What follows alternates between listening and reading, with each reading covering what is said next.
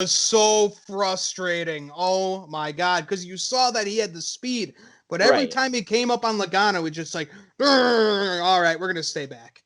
Yeah, that's what. That's the best way I can explain this package. You just fall back like that.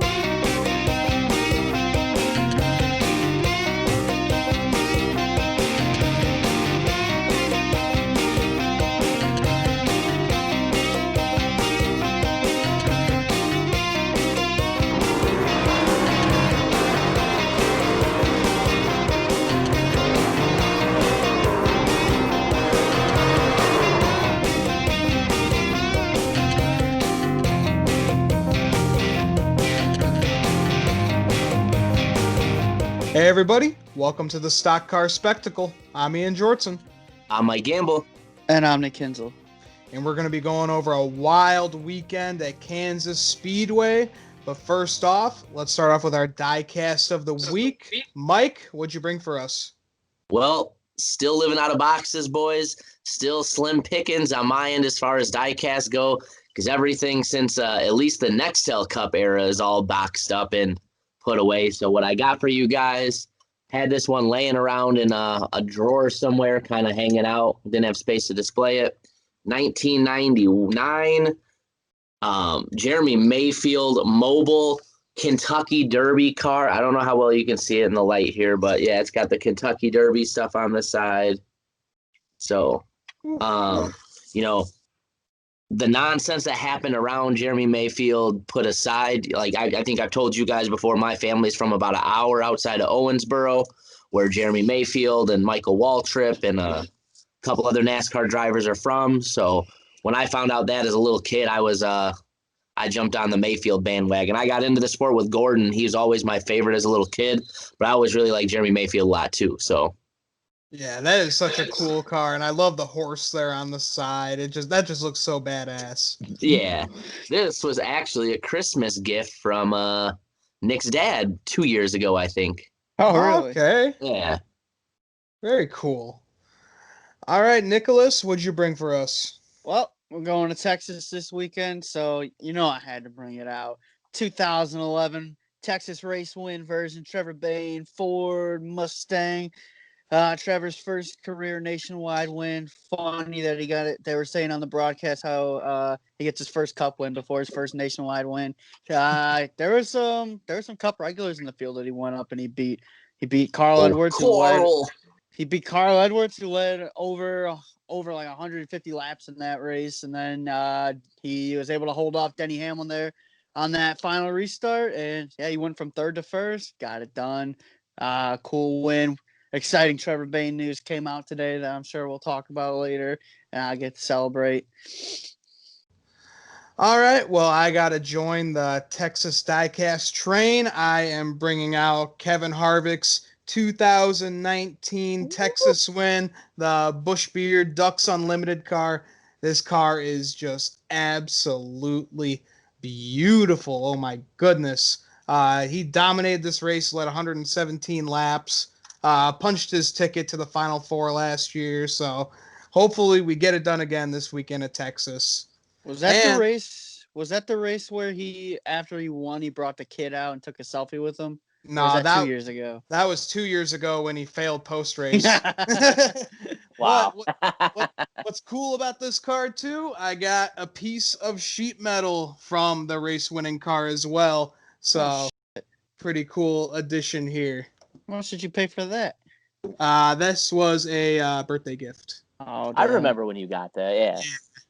Nice. So, high hopes for Texas this weekend, but we are going to be talking Kansas right now. We started off with the Truck Series. We had Chandler Smith winning the pole, but that didn't last long. He dropped like a rock. We had Sheldon Creed winning stage 1. And then we had a caution out on lap 38. We had Rafael Lessard getting loose exiting turn 4. Slammed into Tyler Ankrum, collecting Parker Kligerman. And this pretty much ended Ankrum's day. And it's going to make it really tough for him to get through these NASCAR playoffs right now. And behind them, David Gravel, he checked up in front of the 15, and they both wrecked. So kind of a rough start for David Gravel. We know he's from the World of Outlaws, trying to make a name for himself in the NASCAR Truck Series. So some craziness here and some playoff implications. Yeah, really, David Gravel not just comes from the World of Outlaws. World of Outlaws star, too. This man can drive, too. So, yeah, obviously a little weird to see him kind of struggling, but you know what? Hopefully we get to see him more and more, and as he gets more and more experience in the trucks, to see him, doing like he does on the dirt. Oh, absolutely. All right, we had Sheldon Creed. He went on to sweep the stages, and he went on to win stage 2. And then we had 3 to go. Zane Smith and Brett Moffitt were battling for the lead here. Brett Moffitt goes for a block, and Zane Smith gets bumped, and he almost wrecks. He's got a miraculous save entering into turn 3. He was Tokyo drifting that thing, and holy crap, what a save by Zane Smith. What a wheel man. Yeah, I don't know if they actually made contact. It just looked like they got together like side by side, and then Zane Smith he was gone. Like he just drifted way off. I don't know if they actually made contact though. It really didn't look like they did, but yeah, that's two teammates right there going for a win to punch their ticket. So I don't really see any reason for that to be a big issue right there. It's two teammates going for a win to advance. Yeah, I think it was a little more, just took the air off the spoiler, getting on his side and taking that side force and kind of that rear force away too. And that really can get a car loose if you do that at the right time in a turn. Right. How about it though? Zane Smith with that save, unbelievable. There's a lot of people that think he might be one of, if not the most young, talented driver coming through NASCAR right now. He's been on a tear ever since he's been in the Truck Series, and I believe he'll be full time next year. Correct? Right. Yeah, They will he's be back back with full them next year. time. So that's Yeah. going to be fun. Yeah, so if what we've kind of seen so far this year is a preview for next year, this kid could be a championship front runner early. So look out, Gander Outdoor Truck Series, or it'll be Camping World again Camping next year. World. Yeah, sorry, Camping Yep. World. Yeah, absolutely. Yeah, Zane Smith, he is turning some heads. And he's making a name for himself. And then that brought out the caution here, and we had Brett Moffitt. He went to hold off his teammate Sheldon Creed in NASCAR overtime to get his first win of 2020. Brett Moffitt, I can't believe he went this long without a win this year. But again, it's 2020. Crazy things have happened. Kyle Busch hasn't won, so congrats to Brett Moffitt. Absolutely amazing to finally get your first win of 2020 because it's been tough. Yeah. Insanely weird to see the way this season's played out for a couple guys. Stuart Friesen struggling mightily this year. Johnny Sauter, once again, really struggling. Brett Moffitt, who you can pencil into the championship for year in and year out in the Truck Series, struggling, just getting his first win this late in the year. It's really odd to see. It looks like a lot of this young talent's been good. Then you add in all the COVID effects and everything. It's made for a really funky year in the Truck Series. Absolutely. It's just about time, and he picked like the best time to go get himself a win too. So really good for him. Oh yeah, absolutely. Because we know that he's a wheel man, and it's just been a tough year for him. So congrats to Brett Moffitt. So let's get into this Xfinity Series race. We had Noah Gragson going on to win the pole. Then we had a caution on lap 15. On the restart, Ross Chastain took a 4 wide for the lead in turn 1. He goes high, Cindric goes low. Cindric cut off Noah Gragson, resulting in both of them wrecking. That ended Noah Gregson's day real early, so that really sucked right there. Yeah, Noah, having the issues he did, puts himself in a pretty big deficit so far in this round. I think he's gonna have to really be perfect the rest of the way to try to make the championship 4, which I think is where he belongs with the way he's raced this year. But he's kind of had his moments this year where he's been a little peak and valley. They really got to bring their A game with that 9 car the next couple weeks, or he'll be on the outside looking in, especially after this bad luck this week. Yeah, absolutely. I mean, we're going to Martinsville. The Xfinity Series has not run there, and he's won there in the Truck Series, so at least he has a little bit of experience going into this race. Yeah, I agree. He's just his racing style with what he needs to accomplish is I don't want to say worrisome, but if I was you being a Noah Gragson fan, I'd be holding on to anything near me with 2 hands for dear life, brother. Oh, I Oh, am. yeah. I am. Yep. So that sucked. Brought Noah Gregson down to 8th right now in the point standings. 34 points out right now. Oof. He's not Oh. technically in a must-win, but he's gonna have to have that must-win mentality. And We're gonna need a lot of guys to have some issues. Well, or he has a big week at Texas, their next race back, chips away a little bit. You get it to, anywhere from 15 to 12 in the final race, especially with it being in Martinsville. Anything can happen. You got a chance, but definitely not the situation you want to be in with 2 races to go to try to make the Right. championship 4. Yeah, especially going into Texas. That's not a contract to Noah Gregson in the Xfinity No. Series as we've seen. So that's going to be tough for sure in the Martinsville track we've never gone to. But I believe in Noah. He just had a bad weekend right here. I still think he's very capable of going out and getting it done. Yeah. Oh, That's yeah. the good news in a situation like this is he is supremely talented. So, putting aside Gregson or Cindric and Chase Briscoe, he's the guy I would probably peg like you put in a situation like this, talent-wise, to be able to get it done. Yeah, I mean, we've seen him do excellent on basically every style of racetrack, the mile and a halves, the short tracks, the super speedways, and the road courses. So there's no doubt that he could get it done with this much pressure on him. Absolutely. All right, and then we had some early trouble for Daniel Hemrick. He ended up getting into the wall, blew a tire, had to pit, and ended up 2 laps down, but he came back. We'll talk about that a little bit later. Got lucky there that there was the end of the stage, so he took the wave around, and then he got a caution literally on the restart, and he was a free pass car. So very lucky and very grateful for these Xfinity composite bodies, because if he did that in a Cup car, his day is done. Yep. And you're lucky that this all happened early in the race, too. Yeah, absolutely. Yeah, and then we had Chase Briscoe. He went on to win stage 1. We had a caution on lap 52 for Jeffrey Earnhardt spinning in turn 3. I believe that is the caution that brought Daniel Hemrick back onto the lead lap there. Thank you, Jeffrey. And then with Briscoe, he went on to sweep the stages, going on to win stage 2.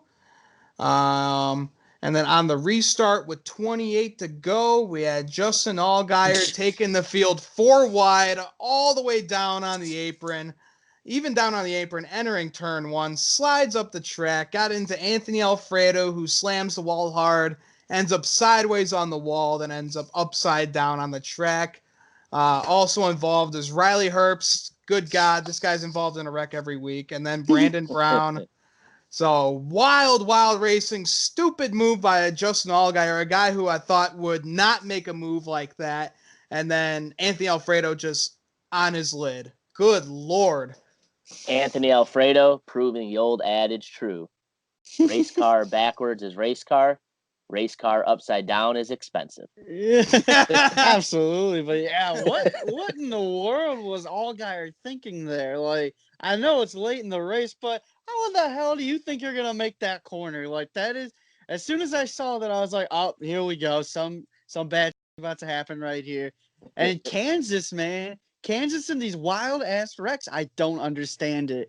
This is yet another car upside down at Kansas. It's crazy at this point, but really boneheaded move by Allgaier right there. He's a veteran driver in that series. I would have thought he would have known better, but I made that my bonehead play of the week on Koto's Mojo. Hey, never in my life did I think we'd see Justin Allgaier go full Larry Enticer. Just full he send on it. sent it. That's something Yeah. I would do in like the NASCAR Heat video games. I would try and pull some shit like that, but man, thank goodness for NASCAR safety, saber barriers and everything, the safety inside the cars. Holy shit, that was a wild ride for Anthony Alfredo right there. Yeah, I think the worst part was just sitting upside down for like 10 minutes while they figure out how to flip this car That's back gotta over. suck. All the blood rushing to the top to his freaking head. Oh man, I'd get out of that car and puke. Oh, and the whole time you're just sitting there You're just waiting to get flipped over, and every minute feels like an hour. So Like, sitting I there for have like no 10, control 15 minutes right gotta be here. so terrible. Yeah. Oh God.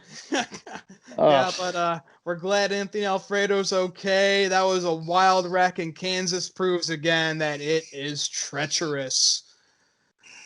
So ending the race here, Daniel Hemrick tries to fight for his life. He came back on the lead lap here, fighting for the lead here with Briscoe, but Briscoe just took off. He was way too fast. He was dominating this race. Chase Briscoe went on to get his 9th win of 2020. absolutely ridiculous stats being put up by Chase Briscoe. I mean, that race wasn't even a contest. As soon as Briscoe got out front, it was game over. Nobody was catching him. I knew it was over. Good run by Hemrick. 4 straight top 5 finishes, but as soon as Briscoe cleared him, there had no way he was getting back to him. He was just in a different zip code. But hey, 9 wins for Briscoe this year. He's only got 1 more to go before he gets to that 10, which is what he said he needed to become a Cup Series driver. So You don't have to but worry about that anymore. yeah, I don't got to worry about that anymore. But what a monster year, man! Like Christopher Bell didn't have 9 wins in one season when he was in the Xfinity Series. This is just unheard of. But congrats to Briscoe. Absolutely deserves it. Yeah, absolutely. Kind of like you said, Nick, everybody else was just racing for second this weekend on Saturday. He was just unstoppable. Just looked like the absolute class of the field, the class of this series once again. You look like the guy that I'm expecting to be our future champion in a couple weeks here. Anybody else wins it, barring maybe Austin Cindric, I'll be pretty disappointed. He's been the class of the field all year. Nobody deserves it more than him. Like we kind of alluded to, he's already got the reward at the end of the tunnel. We've already found out he's going to be a Cup driver next year, which is awesome news for him. But he's the kind of guy that's going to stay hungry, go do what he's got to do these next couple weeks, and do what he can to get that championship in Phoenix in a couple weeks. Yeah, absolutely. We're just seeing a NASCAR great in the making right here of Chase Briscoe. And we're going to be talking more about where he's going to be going on Ian's Pit Stop, so make sure to tune into that one. But yeah, congrats to Chase Briscoe. 9 wins. Kevin Harvick and Chase Briscoe are making Stewart Haas Racing look elite right now. It's insane. All right, guys. So now let's get into the Cup race that we had at Kansas Speedway. We had You mean Chase. the Clean Air 400? The invisible pillow behind the leader 400. Yeah. We had Chase Elliott going on to win the pole from the algorithm, but it didn't look like it was too much of clean air here. We had Chase Elliott battling Harvick for the lead in stage 1. Chase Elliott was able to pass the leader here, so one of the passes for the lead that we got to see here at least. So Chase Elliott went on to win stage 1, and we had a caution with 16 to go in stage 2. We had Matt Kenseth sliding into Eric Jones and hitting the wall hard. God, Just let me tell you. Kenseth's 2020 just needs to end right now. I bet you he regrets picking up that phone call to come back and drive a race car. He can just not wait for Phoenix to be over. Yeah, I think this is the last time we're gonna see Matt Kenseth. I really do. That dude is just riding the struggle bus. Yeah, I think the only way we ever see Matt Kenseth in a race car again is if he signs with Tony Stewart's SRX or whatever, because Yeah. we've heard him bitching on the radio multiple times about how terrible these cars are to drive. And boy, he's really had a tough time with them on top of that. So, His yeah. 2 super sub rolls, man. Driving the gas Roush Fenway number 6 car. He hated that, and then he comes back, and now he just can't find any success in the 42. There's no way in hell this guy ever comes back to NASCAR. Oh no, especially after all the shit that he's been through. Yeah, 2 awful rides. I mean, 42 isn't as bad as the 6, but good Lord, it's just not working out. He's making right it now. look as bad as the 6, as poorly as he's running. Yeah, no kidding. We had Denny Hamlin going on to win stage 2. And then Hamlin, after that stage, he's having some issues hitting the wall in turn 4. He had the pit. With 70 to go, Kurt Busch's engine blows up on him, ending his day and his possible playoff hopes.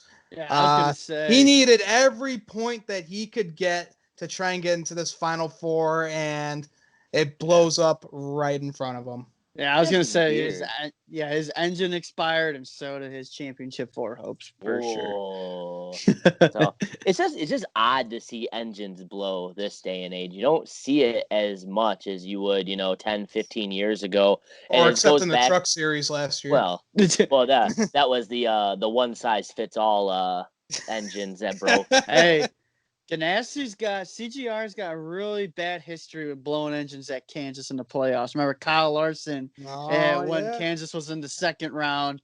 That's the year we thought Kyle Larson was going to go all the way and win the damn thing, and then he's out of the playoffs in the second round because he blew an engine at Kansas. I wrote him off on my bracket for that round, and everyone called me crazy, and then it actually happened. Yeah. Well, it just goes back to, I'm sure you guys have heard some of the rumblings of the controversy of Hendrick not exactly giving the best engines to teams, come playoff time. So this isn't the first time somebody that's been a Hendrick provided engine is blown up. I'm not saying it is happening. I'm not saying it isn't happening.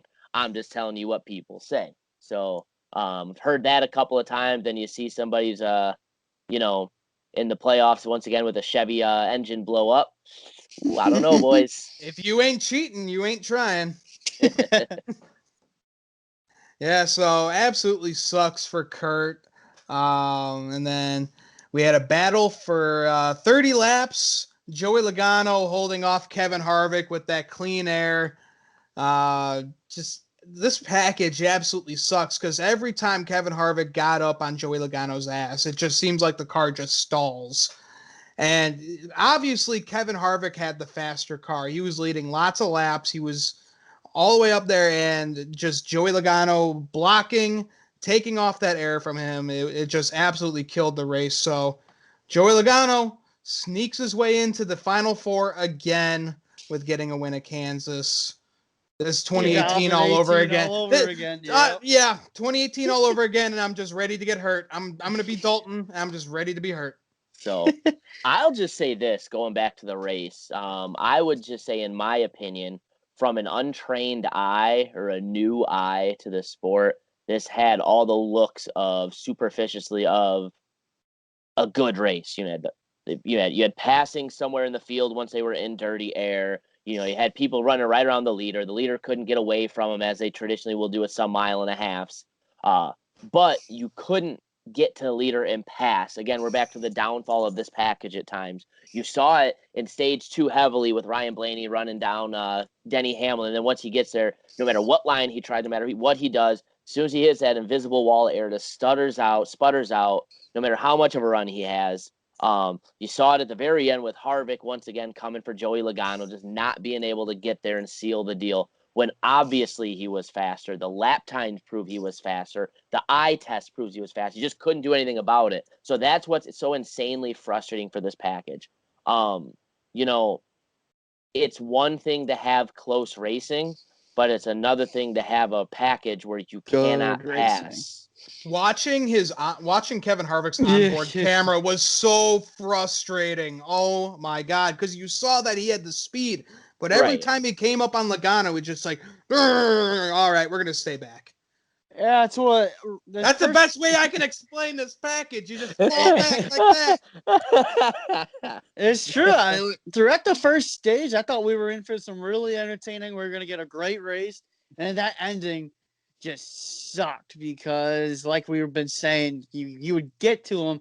Logano would literally be like 20 car lengths in front of Harvick. Harvick would run him down because he had the fastest car on the racetrack. And then when he got to him, Logano would just take off again because that dirty air, they gave Logano a little push. It's bullshit is what it is. And that's ass NASCAR fan council who says they like this can go to hell.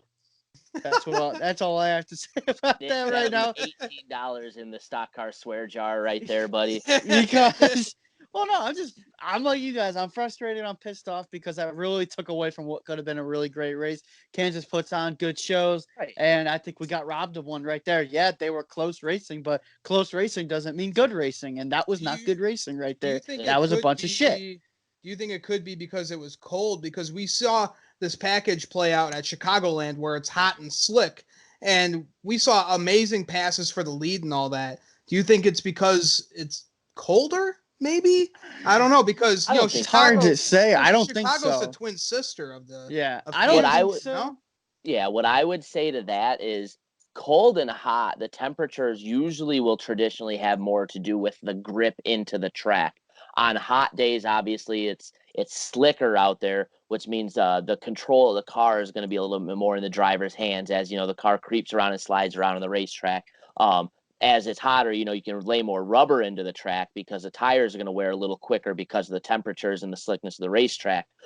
Colder days are going to allow obviously for the track to be a little tighter. The cars aren't going to have that slip as much as they will on hot days. So you're going to have more grip into the racetrack. That's more what I think it means. I mean, is it possible that colder air would be a bigger cushion?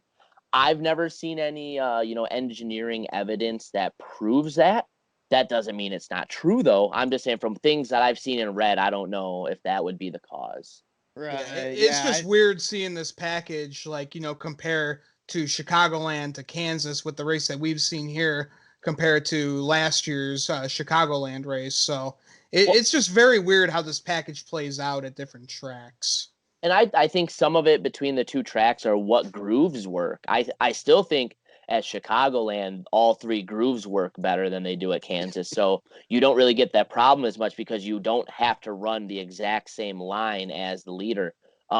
At Kansas, you saw a lot of times in following the leader to try to draft up to get the run, and then when they go to run, you'd have to take like the high line, which at a lot of times race was an inferior line to try to get around them, and then he'd jump back up in front of you on corner exit. You get in that bubble and sputter back out again. I think that's kind of what plays a little more into it too. Yeah. Yep. Yeah, it's just frustrating with this package. I mean, I just want big motor, small blade back. I just want the 2014 package back, or even get the 2016 package. That's the last time we saw some solid racing, where you can actually race. You can actually race the leader and not just get stuck behind them. Because, like I said, close racing doesn't mean good racing, and that's what we saw on Sunday. That Yeah, ending was not good. I would agree. I would just say this when it comes to the package. However they want to put it together, I just want a package that promotes honest racing. So what you see is good racing. What you see is actual racing. We've talked in last season's shows a boatload. We've touched on it time and time again this year. This package's sole intent and purpose was entertainment. They didn't want the cars to get too spaced out. They didn't want the leader running away with mile and a half races like Martin Truex Jr. did in 2017. Yeah. Yeah. They wanted to try to get away from that. I don't really care what they do as far as if it's big motor, small blade, which I do prefer. But I don't really care if it ends up being that, as long as the racing we seeing is honest racing, Right. not a package that sacrifices the competition for the entertainment side. Well, Let's let's find a package where cars can get side by side, they can pass. You're able to drive up to the cars in front of you, get them loose to promote some passing. But let's promote something that's honest. If somebody has the best car and they're able to, get 4, 5, 6 seconds out on everybody, so be it. At least we know they're the best car then. I'd rather see that than watch Joey Logano, hold off a car that's way better than him solely because he has an aero advantage being out front. That's just my right. opinion, though. Really, what I want back is give me a car, give me a package where you actually have to get off the throttle and control the car.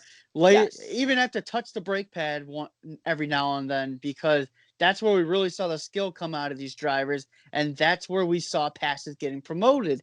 Is right Yep. there, having to get off the throttle. That's like I said, go back and watch the 2014 season, the 2016 season. These guys having to get out of the throttle, going into the corner, because what this package does nowadays at some of these mile and a halves, you can just throttle it all the way around the racetrack, and then there's no skill in that. Right. One of us, all you got to do is know how to drive stick shift. One of us can go out there and do that if all you got to do is keep it on the gas pedal the entire time. So give me a package, give me a car where you got to let off the throttle.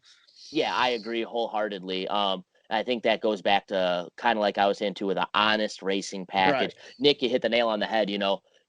Getting that off throttle time. Everyone think that's a good thing. Off throttle time to getting back to the throttle just makes for better racing, just promotes the talent of the drivers. You know, going back to, you know, Ian, you were talking earlier about watching Kevin Harvick's onboard camera too. They're showing his throttle data. Even at the most, he's burping it going into the turns, trying different lines. So yeah, I think that's definitely something that has to change, because I'm really not a fan of just hold it wide open and turn the steering wheel when you need to. Right. Yeah, absolutely. So I don't know who these fan council people are that they're talking to that obviously want a dirt race at Bristol, this awful aero package, because I don't think they're real NASCAR fans. I just think they're people that be like, oh, let's see what's going to bring in more TV viewership. So I think it's I got it whatever. figured out. I Yeah. think they're sending them fan council questions to the France grandchildren, all the reporters' children. No, I'm just kidding. But Yeah. I honestly, what I think it really is they kind of word the questions in a way that any answer they get out of the possible answers, they can construe to mean what they want. So does this one have, would you rather see more side-by-side racing? And well, yeah, everybody wants to see side-by-side racing. That doesn't mean we like the package. So Yeah. you're using Right. people's answers to mean what you want it to mean, not what people actually want to see. That's what I think some of that bullshit is. So In the famous words of Connor Bunn, gimmick. Pretty much. And I think that's a good place to end our show here. You boys got anything else to add? Nope. yeah. I won't be around Sunday to watch the race, and we're going to Texas, and I'm not that mad about it. So I think it's just going to be a little bit more of what we saw this past Sunday. So checking my phone, checking the intervals every half hour, checking the stage points, stuff like that. Probably just enough for me, and I never want to miss a race. So what's that tell you? Yeah. Well, we know that's Dalton Good's favorite track, so I know he'll be all prepared for this weekend. All right, everybody. Thanks for tuning in to the Stock Car Spectacle. Make sure to like and subscribe to our YouTube channel. You can follow us on all podcast platforms. Me, Nick, and Mike, we're on Twitter and Instagram, so make sure to give us a follow along with the Stock Car Spectacle accounts. Make sure to check out our good buddy and me on the Kodos Mojo. This week we're talking the Big Bears win this weekend and the World Series, so make sure you guys tune in. So for the Stock Car Spectacle, I'm Ian Jortson. I'm Mike Gamble. And I'm Nick Kinsel. Thanks for tuning in, everybody.